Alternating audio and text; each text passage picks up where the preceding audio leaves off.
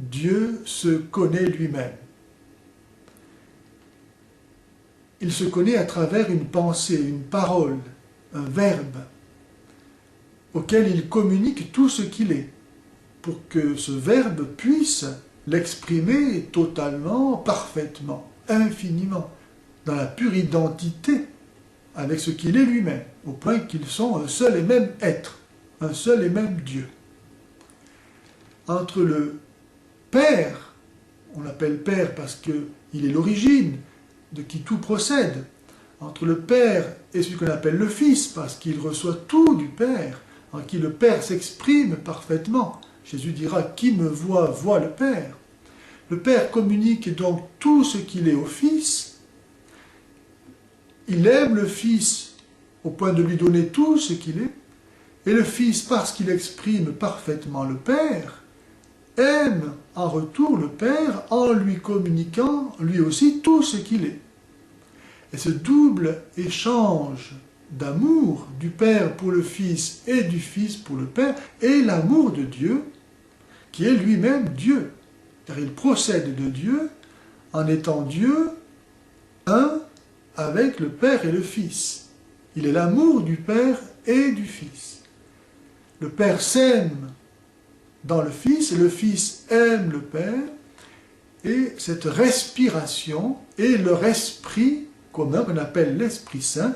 Esprit, respirer, c'est la même racine étymologique, roi en hébreu, qui est leur vie commune. Ainsi, Dieu est une communion de personnes. Dans l'amour, ce qui fait la peine de celui que l'on aime devient notre peine. Ce qui fait sa joie devient notre joie. On partage tout au point qu'on ne fait plus qu'un.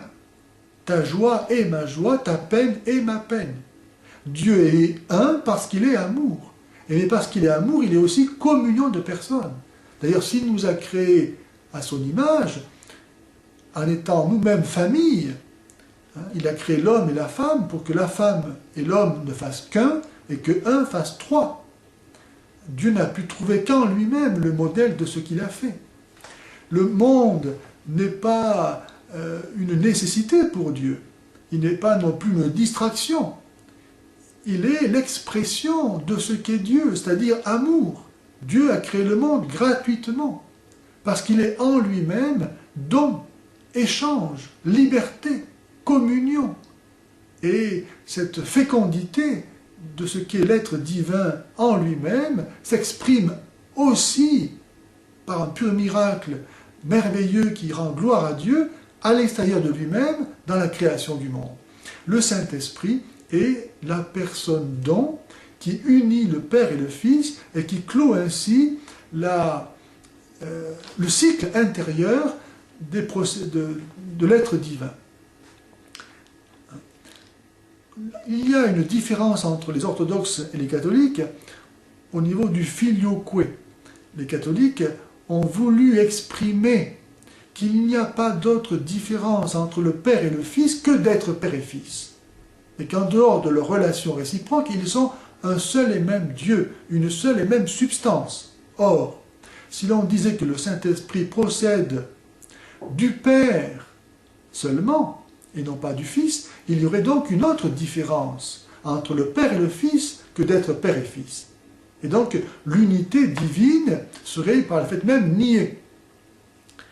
C'est pourquoi nous disons que le Saint-Esprit procède du Père et du Fils, qui sont tous les deux le seul et même principe du Saint-Esprit. Et pour distinguer la procession du Saint-Esprit de celle du Fils à partir du Père, on dit que le Fils est engendré du Père et que le Saint-Esprit est spiré par le Père et le Fils.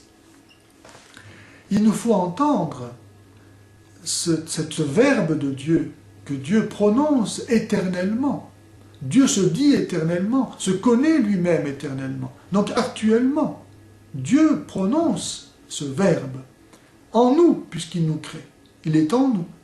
À nous, par la foi, d'entendre cet engendrement cette parole de Dieu, par laquelle Dieu se dit lui-même, et par laquelle il nous dit en même temps, puisqu'il nous crée dans ce Verbe, par son Verbe.